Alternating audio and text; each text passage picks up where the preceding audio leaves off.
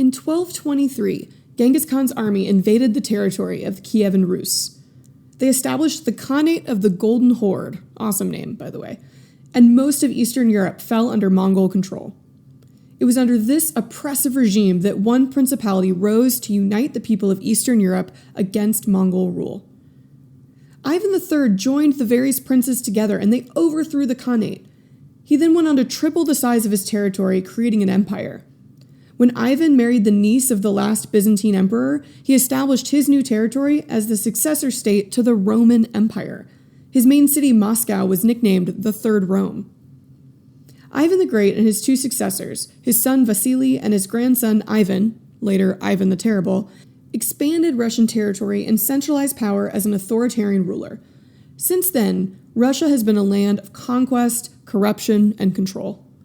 It took just 3 generations to create the Russian Empire under the rule of the all-powerful Tsar, and 500 years later, we're still dealing with the consequences.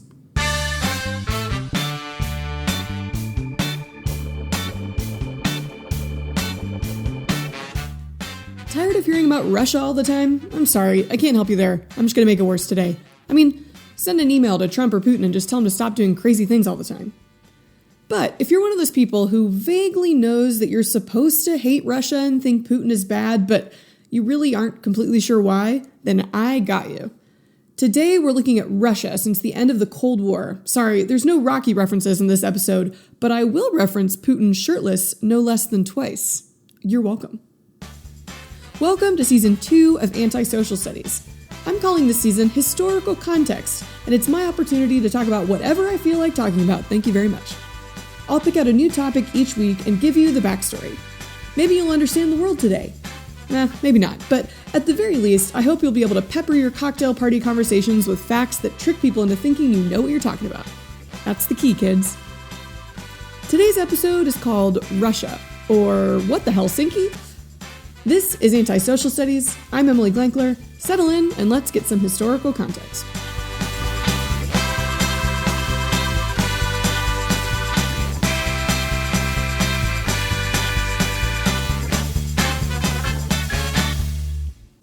Act 1, 1990s Russia. I joke that the 90s in US history should be called the Seinfeld years because they were sort of about nothing.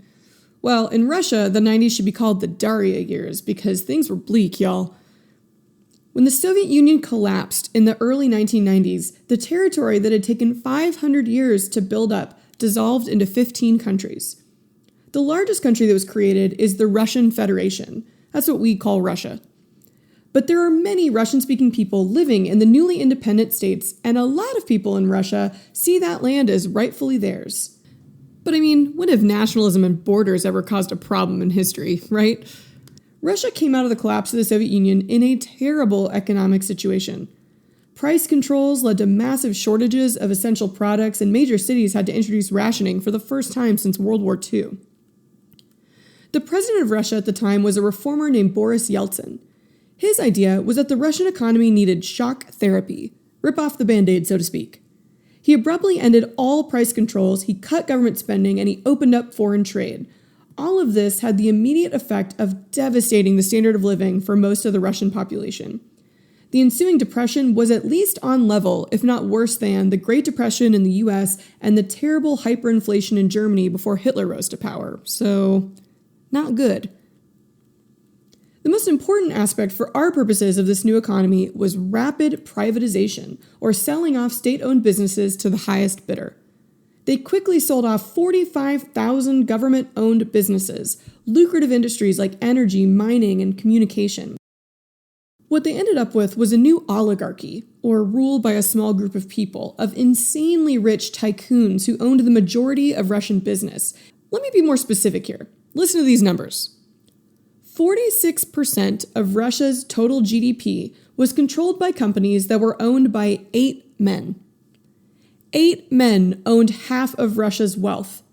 These are the oligarchs, and they have enormous influence in the Russian government. These guys are important because these are the people that you might have been hearing about in relation to the investigation into the Trump campaign and its possible ties to Russia. people close to the Trump campaign have met in the past with Russian oligarchs, but it's difficult to know if they were colluding on behalf of the government or just doing some business on the side. It makes it really hard to investigate the Russian government because they have so many informal advocates and middlemen. The oligarchs almost never have an official government position. Why do they need that? They're the head of some massive company, but they do have so much influence that it's really hard to imagine anyone speaking with them without feeling like they're basically speaking to an official representative of Russia.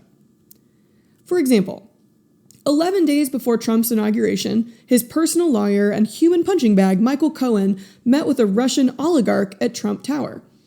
According to video footage and another person at the meeting, they discussed their mutual desire to improve U.S.-Russian relations. Just a few weeks later, the Russian oligarch's American investor awarded Cohen with a $1 million consulting contract. What is he consulting them on? I mean, maybe the oligarch has some personal matters that need to be attended to, a la Stormy Daniels, but the FBI is concerned that, quote, consulting really just means speaking informally as a back channel on behalf of the Trump administration. But this is the point. It's done in such a circuitous way that we may never know. The oligarch is not technically a Russian government official, and he didn't actually hire Michael Cohen. His American friend, who invests money on his behalf, did. Ugh. It's a mess. We'll talk about it a little bit more later, but let's get back to the 90s. Politically, the new Russian legislature was disjointed and incoherent. They opposed Boris Yeltsin, and he responded by, calling up the military, like you do. Tanks shelled the Russian White House. That's actually what it's called. And then he adopted a new constitution in 1993 that gave way more power to the executive branch. How good for him. Okay, let's go into this for a second because it's important. The Russian government is in many ways set up very similar to our own in the United States. They have 3 branches of government, a president who's elected by the people, a legislature made up of 2 houses that enact laws, yada, yada, yada. I mean, just watch Schoolhouse Rock. But here's the thing. In the United States, the president is just the head of the executive branch. The other 2 branches are separate and are supposed to act as a check on his power. But the head of the executive branch in Russia is actually the prime minister. He deals with the day-to-day BS of running a government, while the president dictates overall policy. And this is because the president in Russia is actually above all 3 branches of government. It would be as if Trump today were the head of the executive, legislative, and judicial branch. Whoa. Czar much, anyone? So, in addition to the traditional executive powers of a president, the Russian president can also do a few other things. His appointed prime minister forms the entire government in his name, which means that whoever is in charge wields a ton of informal power. People who want jobs definitely want to be on his good side. And the president also has power over the legislature. He can dissolve the Duma, the lower house. He can call for new elections. He can submit a referendum or a public vote directly to the people. Imagine if our president could just dissolve the House of Representatives and call for a new election whenever he wanted. Congressmen would want to stay on his good side so that they could keep their job. On the Kremlin's website, it describes the president as an overall coordinator of the 3 branches of government, who is, quote, distanced by law from each branch. Side note, the Kremlin is the general nickname for the Russian government. It's like when Americans say Washington when they really mean the whole political system. The president's job, according to the Kremlin, is to make sure each branch is doing their job, and if not, redirect them. It's an enormous amount of power, especially when it's wielded by someone who is politically savvy and not above using less than ethical methods to maintain that power, but we'll get to Putin in a second. So throughout the 1990s, Russia was in the depths of an economic crisis that was only made worse by the Russian financial crisis of 1998. At this point, the central bank had to default on its debt, inequality was skyrocketing in the late 90s, and the once proud Soviet Union was struggling to stay afloat. Also, since the breakup of the USSR, regions that Russia had viewed as part of their territory had broken off to form their own self-determined nation-states, taking with them Soviet resources, weapons, and sometimes a rather large population of ethnic Russians. Meanwhile, President Boris Yeltsin was unpopular with a lot of Russians because he worked so closely with the West. I mean, remember, the Russians had seen us as the evil enemy for 50 years. Just imagine how we would react if all of a sudden our president was super chummy with our old Cold War nemesis. Oh, well, I guess you don't have to imagine it, but as you can tell, we don't like it very much.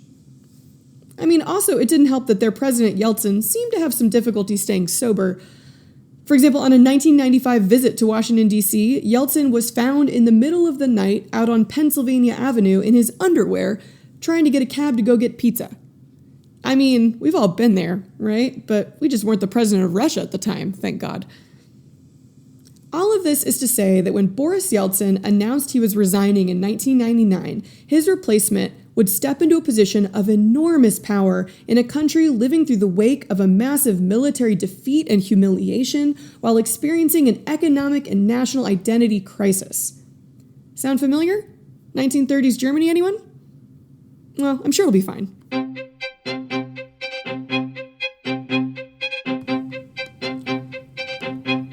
Act 2. Vladimir Vladimirovich Putin. It's hard for me to imagine that Putin was ever a child. He strikes me more as the never-aging vampire sort of guy, and not in a sparkly Edward kind of way. You should look up images of him as a child. He looks exactly the same, and it is both hilarious and creepy.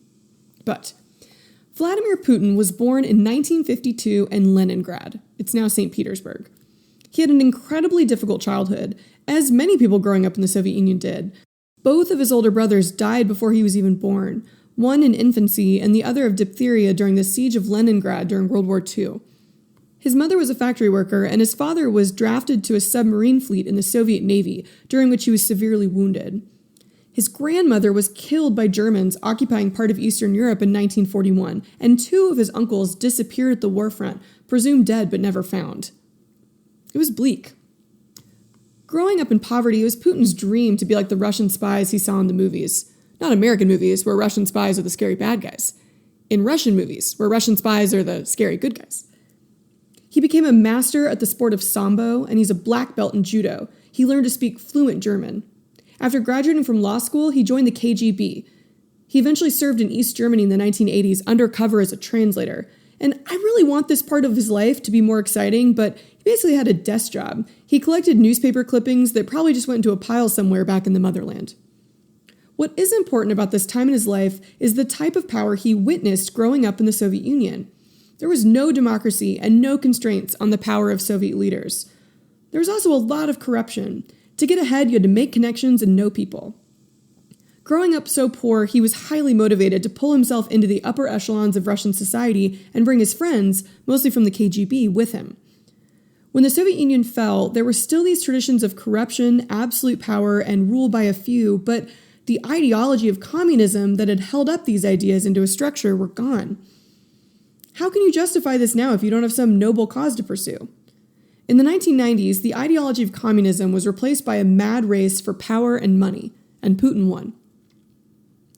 After the Soviet Union fell apart, he got a job working for the mayor of St. Petersburg, his hometown.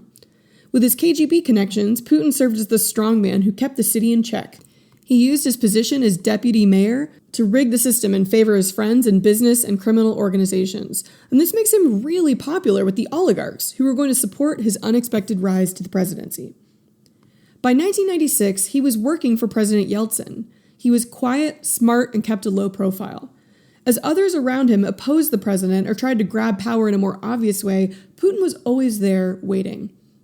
According to friends, Putin never had any real aspirations of political power. He just wanted to make money.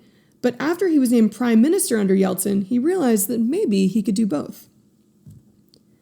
When Putin was named prime minister, head of the executive branch, most people in Russia were like, who? He was completely unknown until he took on Chechnya.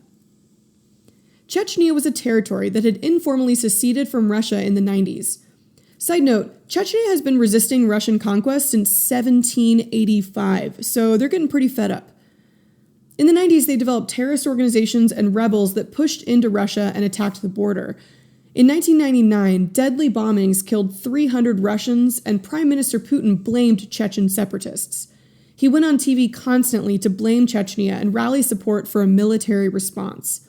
His approval rating shot up from 2% to 45%. That same year, Russia invaded Chechnya and reconquered it as a subject state. And here's the kicker. There is a lot of evidence that suggests that the Russian government actually committed the bombings, knowing that it would unite the nation behind a strong central leader like Putin. I mean, there were other more obvious successors to Yeltsin, but many of them had been critical of some of his policies. Also, the oligarchs viewed Putin as a prime candidate to manipulate and gain more wealth and power based on his experience as deputy mayor in St. Petersburg. To the public, Yeltsin was old, sick, and talked a lot, while Putin was young, athletic, reserved, and incredibly sharp. Worrying that Putin might not be elected by the general public since he was still relatively unknown, Yeltsin instead stepped down and named Putin acting president in 2000.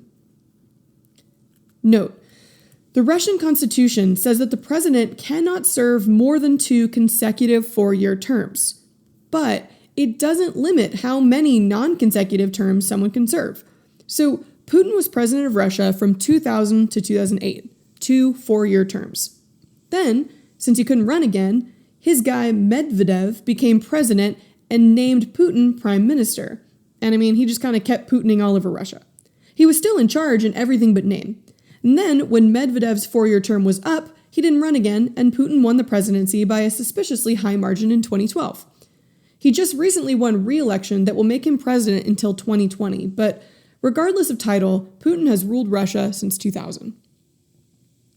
One of the first things Putin had to do when he became president to have real power was to take down the oligarchs. Or, not take them down, but make them subservient to him. Some oligarchs opposed him, often citing state corruption and hinting at some of Putin's own personal ties to businesses and criminal organizations that were making him a lot of money. And Putin wasn't having any of that.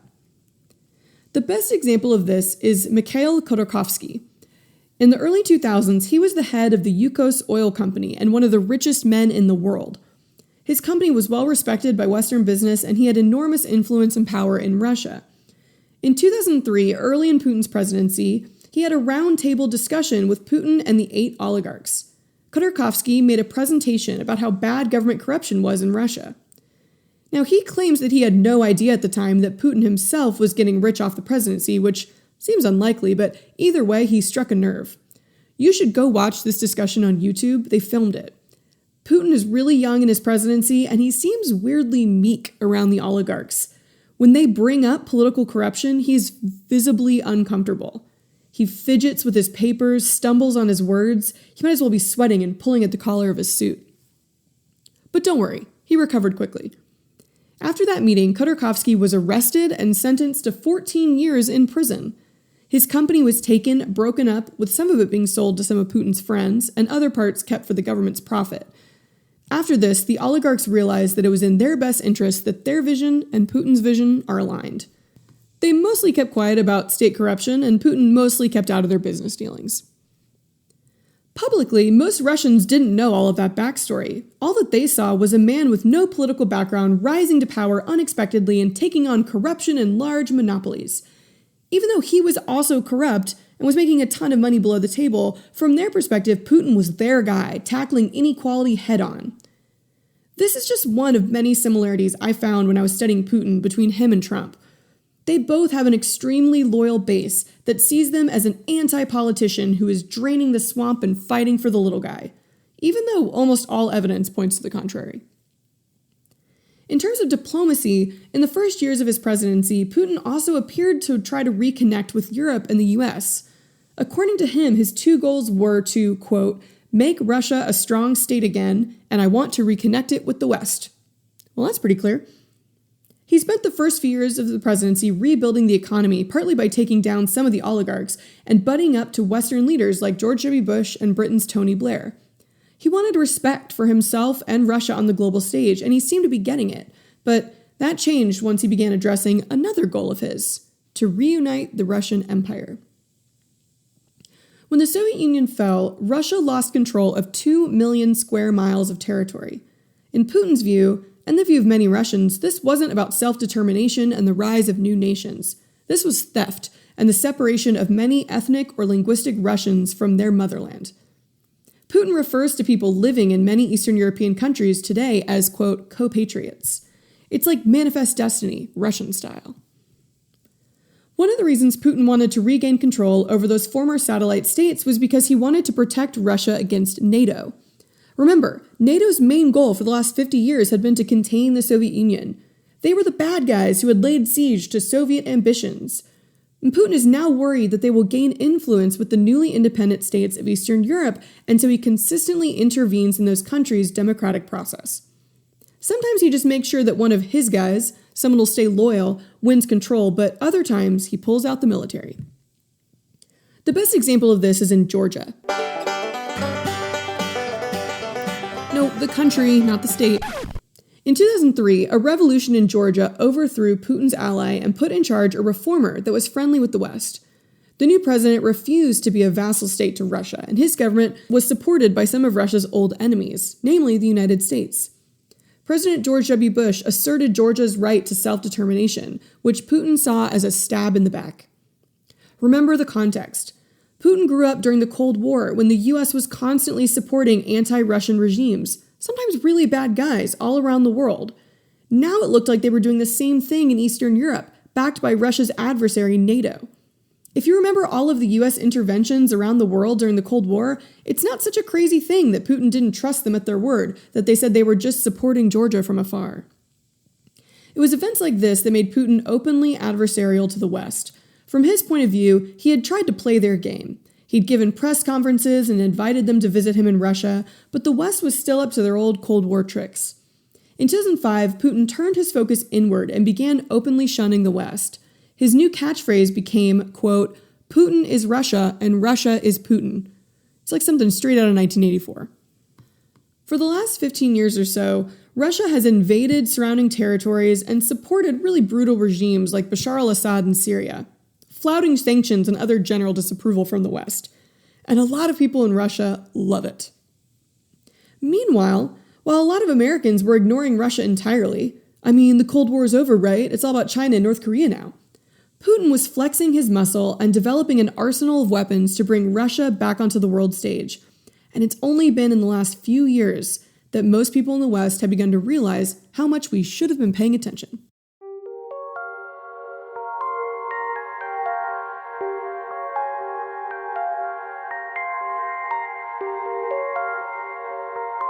Act 3, Russia Today. To understand Russia today, let's take a trip to Ukraine. Quick note, the country is called Ukraine. For some reason, we all want to put a "the" in front of it.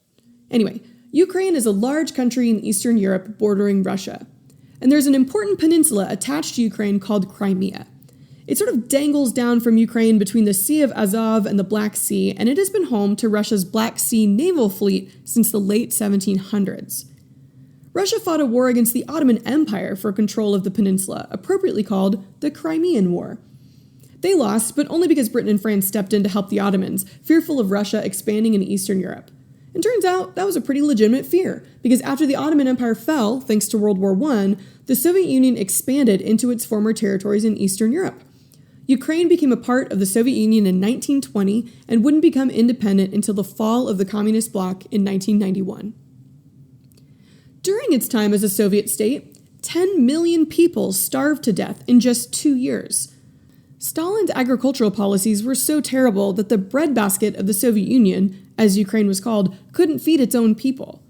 Also under Soviet control, the entire ethnic population of the Crimean Peninsula was deported to Central Asia and replaced by ethnic Russians. So keep this in mind, because when Putin today talks about all of the Russian compatriots living in Crimea who wanted to be part of Russia, yeah, they're all there because Russia put them there like a few decades ago. Okay, back to the 1990s. After having millions of its people killed and ethnically cleansed, Ukraine was pretty excited to be independent for the first time in a few hundred years. 91% of the population voted to separate from Russia. Good choice. But Russia was not happy about it. Ukraine is a rich agricultural region. It has a ton of coastline along the Black Sea, and almost all of Russia's pipelines that take oil to Europe run through Ukraine.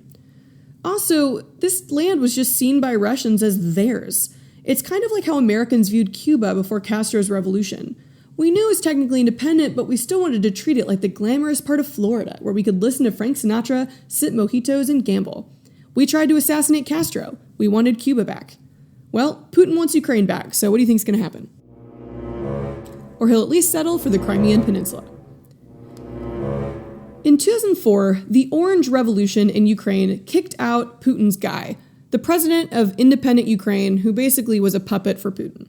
and they put in place a pro-Western president, Viktor Yushchenko. Remember the episode from season 1 where I talked about the words you shouldn't say if you're a Latin American leader who doesn't want to get overthrown by the CIA? So there are similar rules if you're an Eastern European leader who doesn't want to get poisoned by Putin. Just don't say, I'm pro-West, or yay NATO, or something along those lines. So Yushchenko was like, yay NATO, and so Putin had him poisoned. Allegedly. But he survived and won re-election. At that point, Putin accepted that he might not get the whole country back, but he was definitely going to get Crimea. Remember how the Soviet Union deported everyone from Crimea and replaced them with Russians? Of course you do. I just told you that like a minute ago. So Putin now uses that as an excuse to take Crimea. It would be like if the United States sent a bunch of sugar planters to an island country like Hawaii and encouraged them to revolt. And then we're like, see, everyone in Hawaii wants to be part of America. Oh, wait, we actually did that? Shoot. So when the Orange Revolution started, Russia launched an online propaganda campaign to discredit the pro-Western president of Ukraine. This campaign was designed to divide the country and stoke fears amongst the Russian-speaking population that made up 37% of the country. Putin figured if he could divide Ukraine by exacerbating pre-existing social tensions, it would be easier for him to control the side that would flock closer to him. Sound familiar? So when ethnic Russians in Crimea began to revolt against the Ukrainian president, Putin sent in soldiers disguised as Crimean rebels. They helped push the revolt forward. Then, using that chaos as an excuse, Putin marched Russian troops into the Crimean Peninsula to protect ethnic Russians. How nice of him. In 2014, Crimea held a closely watched referendum where the majority voted to leave Ukraine and be part of Russia. Putin was like, take that, Ottoman Empire. The invasion and annexation of Crimea is a big deal. It's the first time since World War II that a European border has been altered by force. And it turned out to be kind of a win-win for Putin. He gained territory and more access to the Black Sea, and his base in Russia praises him for bringing glory back to Russia after a rough few decades. In their eyes, between Chechnya, Georgia, and now Crimea, Putin is reuniting the empire, getting the band back together, but at gunpoint. The only problem with the invasion of Crimea was the West. They were not okay with Russia annexing the territory, and they put sanctions on the country as punishment. Russian currency was plummeting, the energy industry was collapsing. What could Putin do? If only he had allies in Europe and the United States. We'll get there in a second. Okay, so why does Russia care about Ukraine so much? Well, first, their people have been pretty consistently pushing for autonomy and democracy for decades now, and they're right on the border with Russia. Putin is scared that some of those ideas might seep into Russia, and they already are, but we'll get to that in a minute. And, like I've already mentioned, Ukraine was the agricultural center of the Soviet Union. Historical memory is a really interesting thing. Generations of Russians spent their whole life relying on Ukraine for food. Even though the Soviet Union is gone, that feeling, that fear of losing the breadbasket is still there. And it's also just a pride thing. Who are they to distance themselves from Russia? At least that's how Putin sees it. The real question you might be asking right about now is, why do we care about Ukraine? Well, my snooty answer is, isn't the pursuit of knowledge enough for you? Do you need a reason to learn about things going on in the world? Oh, you do? You're exhausted from keeping up with the ever-changing geopolitical landscape of the 21st century and don't have time to watch 3 Putin documentaries and read the entire Wikipedia page on Ukraine? Well, that's fair, I guess.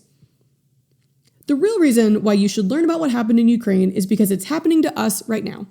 Crimea was a kind of training ground for Putin's new style of warfare. Maybe you've heard of it. It's called cyber warfare, and it's terrifying and confusing, and I think it means the robots will take over soon. So Putin wields a few methods of control, aside from the classics, straight-up corruption, ties to criminal organizations, and military invasions. Putin's real power is information. Within Russia, he controls as much of the media as possible. All news channels are state-owned and are just propaganda machines in support of the government. Hence, all the footage of Putin riding a horse through a river shirtless instead of reporting on the millions of dollars he's made while in office. And Putin realizes the power of the information age. Today in Russia, people are in jail because they liked or shared a post on a social media site that went against Putin's narrative. Remember that the president is in charge of all 3 branches of government, including the judicial branch. Putin has also developed the most sophisticated cyber army in the world. In 2008, it shut down the internet of the entire country of Georgia. Shut down the internet in a whole country while the Russian troops invaded. Russians have repeatedly hacked the West, stealing information from the Pentagon, hacking into politicians' email accounts. They've hacked into critical infrastructure across the country, including the U.S. power grid. But don't worry, our national power grid is so disjointed across counties and states that it would kind of be impossible for them to shut the country down entirely. Federalism for the win. It's important to note quickly that the first major documented cyber attack was actually committed by the United States. Put a flag in that, Putin. We got there first. The NSA, in conjunction with the CIA and Israeli intelligence, hacked into Iranian nuclear facilities and inserted malware called Stuxnet. Can you tell I have no idea what I'm talking about? Do you insert malware? I don't know. I'm picturing like a physical object, like a black flash drive covered in skulls or something. I don't know. Anyway, they stuck the malware somewhere and it caused a few hundred nuclear centrifuges to silently accelerate until they destroyed themselves. But this isn't an episode about our cyber warfare. Back to Russia. So, of course, in 2016, Russians hacked into the Democratic National Committee's email and published, via WikiLeaks, emails that fueled the growing divide within the Democratic Party. For example, some of the emails seemed to hint that the DNC leadership had worked to sabotage Bernie Sanders' campaign. This is the event that led to the recent in mid-July, indictment of 12 Russian military intelligence agents. Fun fact, these agents are part of a cyber espionage group known as Fancy Bear, which is what I imagine Putin calls himself when he compliments himself in a mirror. Russia has been responsible for hacks, information leaks, cutting off vital services, all online for years now. In Estonia in 2007, they essentially shut down the entire country. Online banking was inaccessible, government employees couldn't email each other, and the media outlets couldn't distribute news. And that was just because they had a diplomatic argument about a Soviet war memorial. The point of all of this is that Putin has spent the last 10 years developing these capabilities and practicing them on smaller countries. And he also uses this tactic on his own people to convince them of his version of the story. During the pro-democratic revolution in Ukraine, Russia distributed online propaganda that made it seem as though ultra-nationalists and neo-Nazis were behind the revolt. Disinformation and division, especially via social media and fake online news reports, is Putin's bread and butter. So, do people in Russia oppose Putin? Do they see his corruption? Of course they do. In the most recent presidential election, 7 other people ran against him. It's brave. But even though there were 8 total candidates, Putin won 77% of the vote. If that seems suspiciously high, good job, you've been paying attention. And other people do oppose Putin. Remember, the president of Russia is in charge of all branches of government. He can help make laws, administer them, and bring people to justice. Air quotes. The most famous dissenters are the Russian feminist protest group Pussy Riot. This is a small group of about a dozen women who stage guerrilla performances and acts of public protest. They're total badasses. Their most controversial act was in 2012 when they staged a punk prayer protest in Moscow's Cathedral of Christ the Savior against the Orthodox Church's support of the government and the lack of separation between church and state. 3 women were convicted of hooliganism and sentenced to 2 years in prison. Most recently, 4 women dressed up as police officers and stormed the field during the World Cup final. Okay, so to recap, Putin grew up poor with the collapse of the Soviet Union looming in the distance. Just as he was starting to work his way up in his career in the KGB, the Soviet Union ceased to exist. He found his footing when his skills at manipulation and his desire to get rich combined nicely with a job in politics. And he has spent the last 20 years trying to get Russia back on equal ground with the West. And it would appear that he's done that. In 2016, a senior Kremlin advisor told the Russian National Security Conference in Moscow that Russia was working on new cyber strategies that was the equivalent of testing a nuclear bomb and would, quote, allow us to talk to the Americans as equals. Even if that's exaggeration, it can't be good. And within all of this context, what are the 2 things that the international community could do to help Putin's cause? Lift sanctions and weaken NATO. So, Putin has also turned his cyber army toward the West, distributing propaganda, fueling division, and influencing elections so that far-right candidates are winning across Europe. But the icing on the top of the cake for Putin? The election of Donald Trump. Vladimir Putin has built a world where Russia is relevant and powerful again, and the world let it happen. He used his cyber army to support far-right candidates across the West. They used their power to influence Brexit voters, hacking into the emails of leaders who wanted to stay with the EU and stoking xenophobic fears about immigrants and Syrian refugees that possibly swayed people in the middle toward leaving the liberal EU. And in the United States, Russia definitely wanted Trump to win. He said it himself on live TV just a few weeks ago in Helsinki. When asked, quote, "Did you want President Trump to win?" he responded very quickly and emphatically, "Yes, I did." Of course he did. Trump campaigned on isolationist policies that would turn the U.S. away from entangling alliances with Europe, like Putin's enemy, NATO. Trump himself is also very clearly a fan of Putin, and if you don't believe me, here are just a few of a long list of examples. In 2013, Trump tweeted, quote, "Do you think Putin will be going to the Miss Universe pageant in November in Moscow? If so, will he become my new best friend?" In 2014, Trump said on Fox Business, quote, "We just left Moscow. He could not have been nicer. He was so nice and so everything, but you have to give him credit that what he's doing for that country in terms of their world prestige is very strong." In that same interview, Trump called the invasion of Crimea, remember, it's the first time since World War II that a European border has been altered by force. Trump called that invasion, quote, "so smart. When you see the riots in a country because they're hurting the Russians, okay, we'll go and take it over." And he really goes step by step by step, and you have to give him a lot of credit. In 2015, quote, "I will tell you that I think in terms of leadership, he's getting an A." Of course Putin wanted him to win. Did the Trump campaign collude with Russia as they attempted to sway the election? I have no idea. We'll have to wait for Robert Mueller whenever he emerges from his basement where he spends hours weeping into a pile of tweet transcripts. That's how I imagine the FBI investigation. But what we saw in Helsinki a few weeks ago shouldn't surprise anyone. In a lot of ways, Trump and Putin are weirdly similar. They both were raised in the Cold War era where strength won out. They both were raised on the outside. Trump was never taken as seriously in the business world as he would have liked, and Putin grew up poor and only made it to a low-level translator post in the KGB. They both have enormous self-confidence. Putin's is more reserved, but any 65-year-old who publishes that many photographs of himself shirtless definitely has an ego. And they both gained power by making deals and surrounding themselves with loyal yes-men. When someone said no, you're fired. They both have felt disrespected and not taken seriously by the establishment. For Trump, that was Washington and the upper echelons of the business world. For Putin, he was pushed aside by the West and not taken seriously. And now they're both out on a mission to prove their enemies wrong.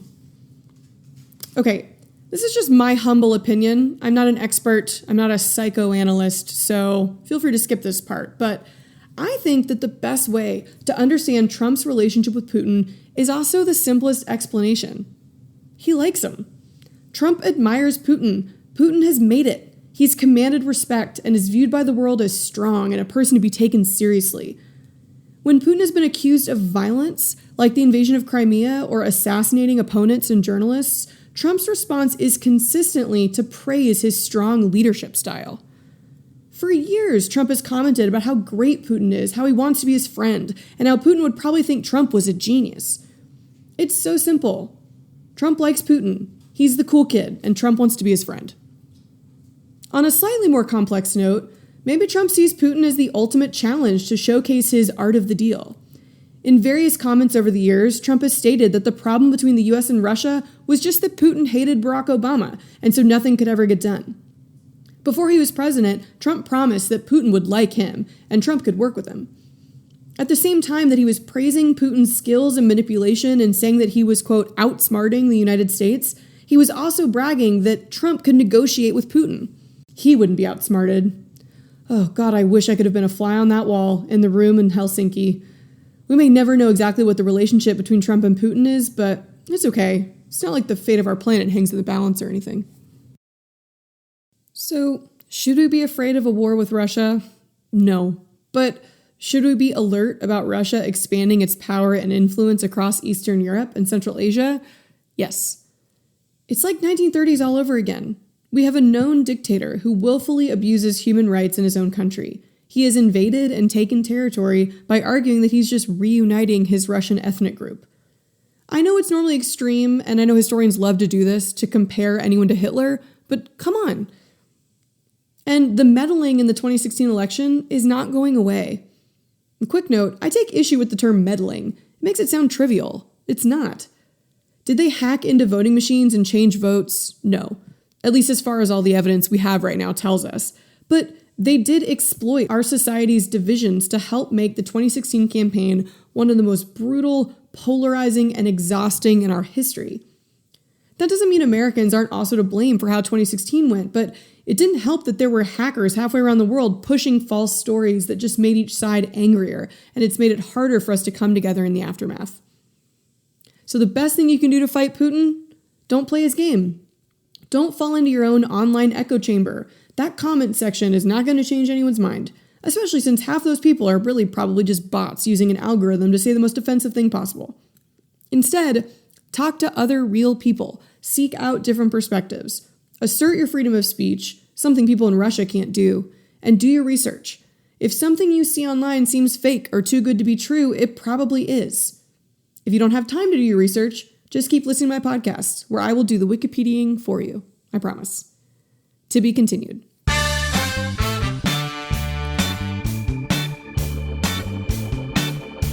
Thanks for listening to Anti-Social Studies.